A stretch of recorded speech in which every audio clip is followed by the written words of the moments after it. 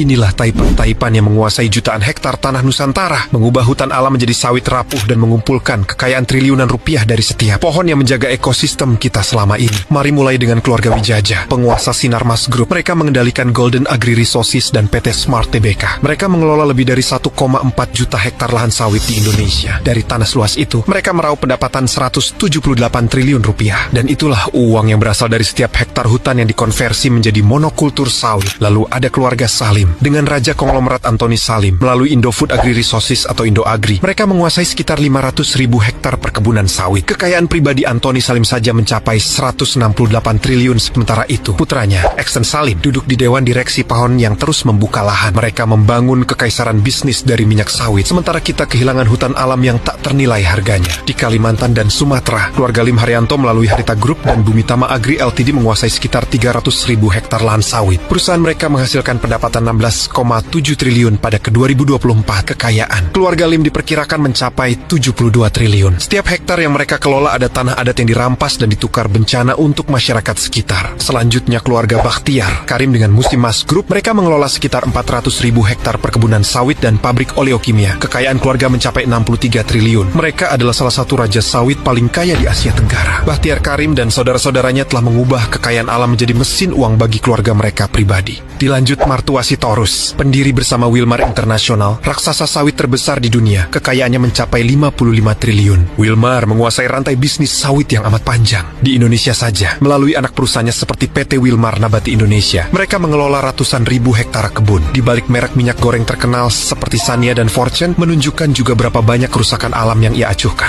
Lalu, ada Siliandra Fangyono dengan harta sekitar 38 triliun. Perusahaannya menguasai ratusan ribu hektar kebun sawit di Sumatera, Kalimantan Timur, dan Kalimantan Barat. Di balik kesuksesan sahamnya di Bursa Singapura, laporan-laporan investigasi juga menyoroti ekspansi perkebunannya yang kerap berbenturan dengan hutan alam dan hak masyarakat adat.